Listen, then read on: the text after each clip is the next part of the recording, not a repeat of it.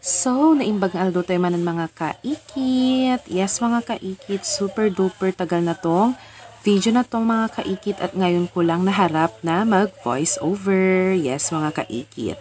And that time mga kaikit is brown out maghapon sa San Manuel. So, nag-decide si ading ko na magpunta kami ng SM. Syempre mga kaikit, wala nang ligo-ligo. Alam mo na, brown out, walang tubig din. Yes.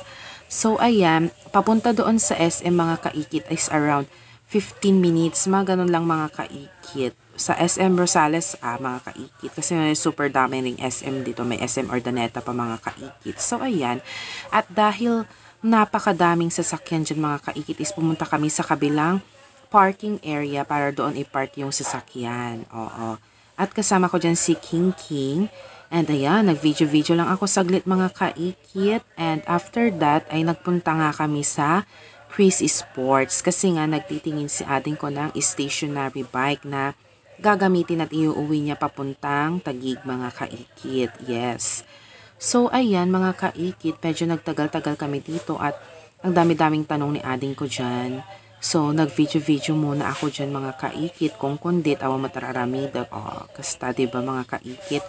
And afterwards, mga kaikit ay naisipan na nga niyang magpunta ng sinehan. Oo, hindi para manood kundi matulog. Yes, mga kaikit. Ang kwan ato dyan dapat is Wolverine and Kinemeron Chu. Basta ganun yan mga kaikit. Kaso nga, bawal ang bata mga kaikit. Kaya ending is parang anime yung pinanood namin mga kaikit. Which is wala naman akong naintindihan at naawatan. At yun nga lang mga kaikit, at least nakapag-rest. Wow, nakapag-rest sa sinihan.